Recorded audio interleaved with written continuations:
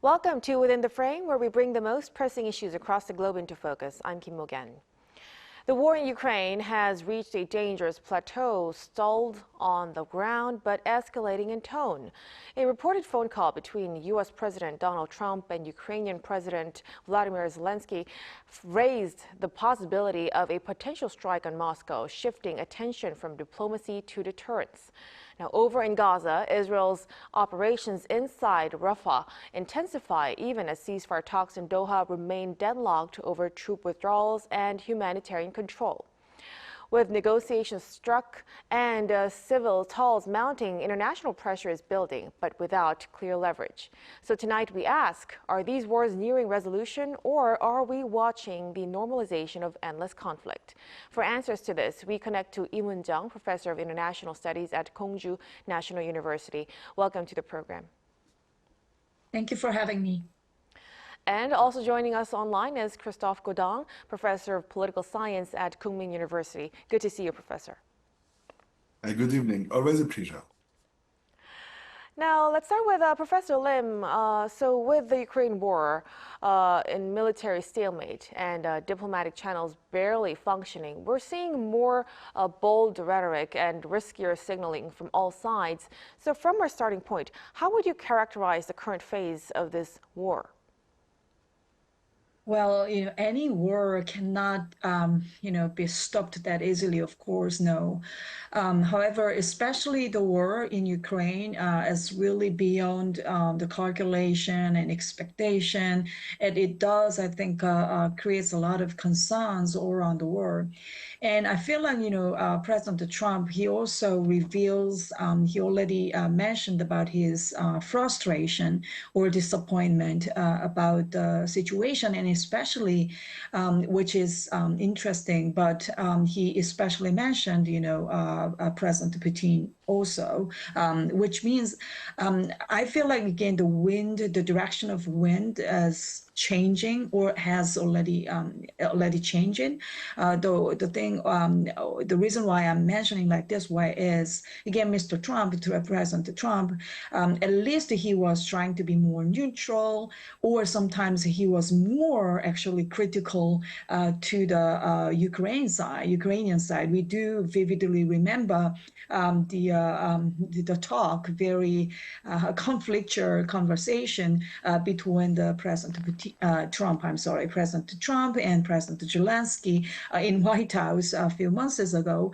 However, now again, President Trump reveals more explicitly mention about his own disappointment and frustration about the Russia / again the President Putin. Of course, that does not necessarily mean that, again, U.S.'s role as a mediator can really work, which means, again, they can really persuade the President Putin sooner or later. However, again, as I mentioned, I feel like, again, the direction of wind has changed.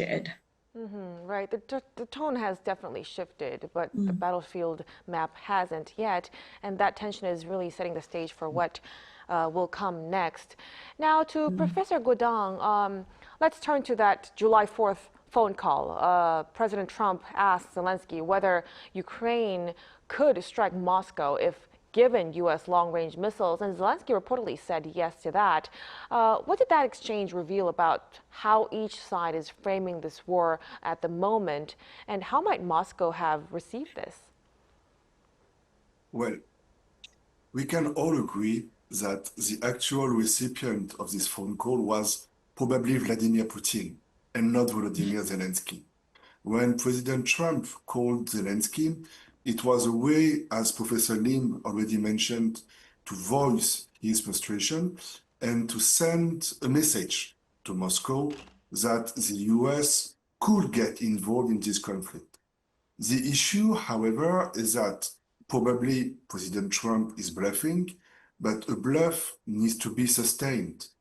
Everybody understands that should Moscow be hit with American weapons, then in this case, obviously, it will make the US a co-belligerent in the conflict, and nobody wants that. What I think this means is that at first, when Trump came back to power, he thought that there was room for negotiation with Putin and that the US and Russia, so to speak, could share the remains of Ukraine. What Trump is understanding slowly, I think, is that Putin's agenda goes much further. It is, of course, about protecting Russian interests, but it is also, in the bigger picture, about restoring the stature, the grandeur of Russia. I don't think, in short, that Putin will be happy until Zelenskyy is replaced with some pro-Russian leader. This is why this conflict is coming to a standstill, and a business-like approach, like Trump's, is doomed in the long run, I think. Right. So this latest exchange didn't really play a good blow to the latest situation. Now, following a meeting with NATO, Trump has backed a model where European allies would arm Ukraine first, with the U.S. resupplying them later. Professor Lim, is this Trump re-legitimizing NATO or a way of, limiting direct U.S. exposure while retaining control? As I mentioned earlier, again, I do see certain changes within the government, again, within the administration, Trump administration. And in addition to that, I think I need to mention, the specific leadership, again, the former Dutch Prime Minister, Mark Rutte.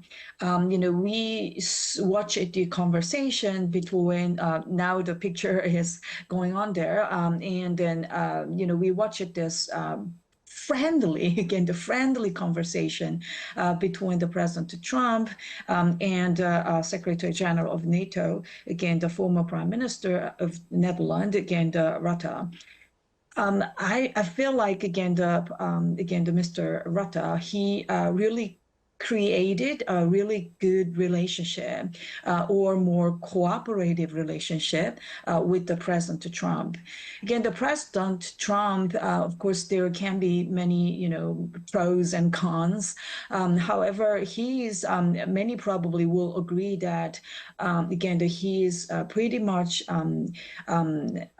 dependent on the personal relationship. For example, we can remember the very friendly combination with the President Trump, again, between the President Trump and then, again, the Prime Minister Abe Shinzo of Japan back then. Again, they really showed their very strong friendship, and, their relationship has worked very well. So likewise, I feel like, again, this Mr. Rutte, Secretary General Rutte, his role was very big. I analyze like that way. Again, those personal relationship was pretty big thing, and I feel like, again, the President Trump was well persuaded, again, by Secretary General Rutte. So of course, personal relationship is not the only thing, and it might not be really the determining factor. But as long as President Trump is trying to change the gear toward again the Russia, definitely again the NATO is alliance, and alliance means again that they do have the written words. Again, they do have a treaty, and treaty means again the legally binding. So according to the again the article of the NATO, those treaty, again, basically the U.S. has a responsibility at the end of the day, as long as they don't really break again the treaty, and then as long as they leave again the NATO framework. So again, I mentioned again the personal relationship, again the very persuasive probably manner of the Secretary General Rutte. In addition to that, again, the President Trump, he changed his probably mind. And in addition to that, again, the NATO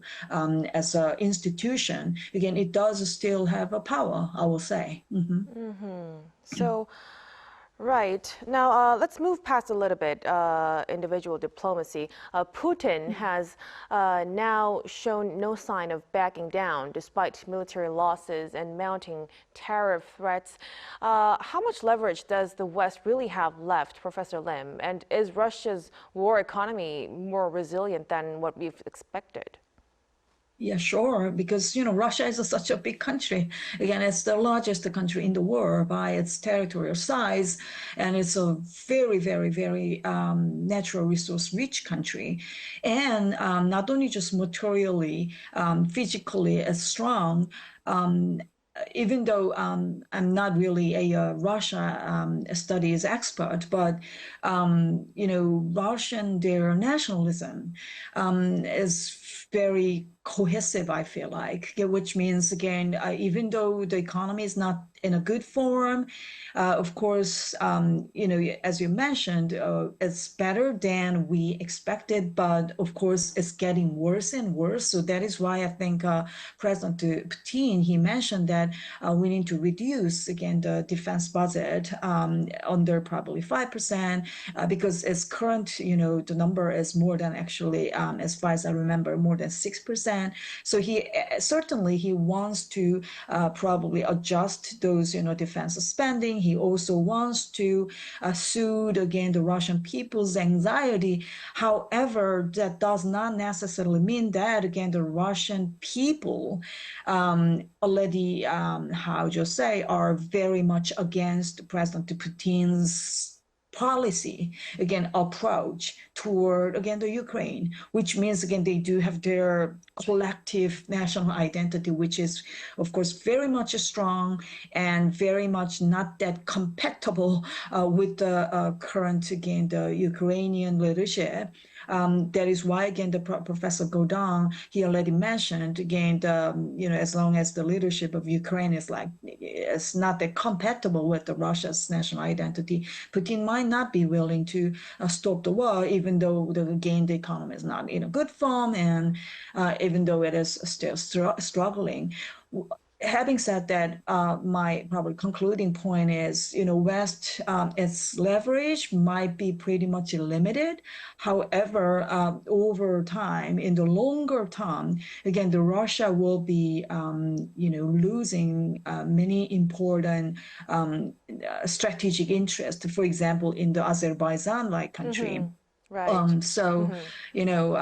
We'll see again. Certainly realignment is going on in the not only just in the Europe, even in the Middle East as well. Right. As the war lengthens, it gives a lot of losses to both sides, definitely. Now let's shift gears a little bit to the situation in Gaza. Israel's military strategy in Gaza and southern Lebanon continues to intensify despite growing international pressure. Professor Godin, do you see this as a calculated defiance of global norms or a sign of, Netanyahu losing strategic control? Long story short, unfortunately, I think it is both. It is both because this story goes back a long way. Ever since the US has invaded Iraq in 2003 to get rid of Saddam Hussein, so that was against the UN Security Council at the time, what we have seen is finally the global world order shifting into pieces. So on the one hand, you're right, these international norms are collapsing slowly.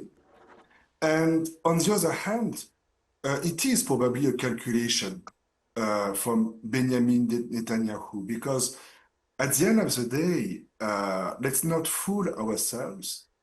The end goal of Netanyahu is the evacuation of Gaza. So on the one hand, you've got the UN that is not able to get their resolutions enacted. And on the other hand, you've got Netanyahu taking advantage of the situation to push for his agenda. And his agenda, at the end of the day, is about kicking Palestinians out of Palestine. Right. So it's a very tough situation with very conflicting interests. Then, Professor Godin, do you see any realistic pathway towards ending the Gaza war at this point? In fact, I think that from your perspective, it is very relevant to actually analyze the situation in Ukraine and the situation in Gaza within the same broadcast, because they're related. How are they related? Both conflicts, so far as we can see, have no foreseeable end. And the reason for that is that both parties, so Russia and the US on the one hand, the Hamas and Netanyahu's government on the other hand, have conflicting agenda, and nobody is ready to negotiate. So now, getting back to your question, what is this we can do? What can middle powers like Korea, like the EU, like France, Germany, etc., what is it they can do? The one thing we can do is, as much as possible, to push for more normalcy in international relations. What is it that Professor Lim explained before about Russia? She explained that, on the one hand, the impact of economic sanctions on Russia is limited, but on the other hand, this impact exists. It exists because, as Professor Lee mentioned, for instance, Putin spoke in favor of reducing the defense budget in Russia. And so now the question you could ask from an outsider's perspective is, if sanctions have been enacted against Russia, why couldn't they be enacted against Israel when Israel is breaching every possible international norm in Gaza? The problem with norms, at least democratic norms, is that they need to be implemented democratically. That is, putting everybody on an equal footing. That is, no double standards. The only thing I think European powers or Korea or other democratic nations can do for peace is to push for negotiations. And Netanyahu will not go back to peace talks without being forced to. And the only way to do so, I think, is with implementing economic sanctions. Again, if these sanctions have been enacted against Russia, I cannot think of a reasonable reason, a rational reason, why they could not against Israel. Right. That's a very interesting point. So the sanctions, though the effects are quite limited, it does really exist. It does actually give a lot of influence into the country. So it should actually remain in place. Now let's step a little bit aside from both conflicts. So Professor Lim, has U.S. credibility as a peace broker diminished, strengthened, or simply shifted under the Trump's second term? Well, I think many countries, many people around the world are very, again, frustrated in the current U.S., of course, leadership, because it's not as it used to be. Again, the United States, of course, still it is the largest economy. As President Putin highlighted several times during his conversation with the Secretary General of NATO, again, Mr. Rutte, of course, its military capability is still of course, the number one in the world. So even though it is still the most powerful country in the world, however, U.S. is that, again, the past leadership was also deeply related to its soft power as well. Again, its leadership, its emphasis on the norms or value. However, of course, the current President Trump's administration is pretty much actually very different from what we expected about, again, the U.S.'s position in the war. However, at the same time, these days, of course, a serious number of countries are trying to, again, to get the negotiation, get the deal done with the Washington, or, again, its attack on the Iranian, again, the nuclear facility. Those kind of, again, the cases paradoxically indicate to reflect again the US's power, I will say, even though it's that kind of normative leadership, ideological leadership has declined. However, that does not necessarily mean that US's power, material power and military power and its purchasing power and its technological power is still up there. So even though, Mr. Trump himself is already shows his frustrations about the deal or negotiations. However, at the same time, I can't deny the importance or the weight of the U.S. leadership in the global affair. Right, so President Trump definitely has a lot of weight in this, and it's not just what the U.S. does, but how it's also perceived may also redefine the idea of them mediating the situation itself. Right, so we'll have to keep our close eyes on what developments will happen in the near future as well. But as for now, we'll have to conclude our discussion at this point. Thank you so much for your time and for your insights tonight, Professor Lim. Thank you. And Professor Godang, we appreciate it. Thanks a lot. And that'll be all from us on Within the Frame. Be sure to tune in again next time as we continue to explore the stories that matter. Till then, stay informed and engaged.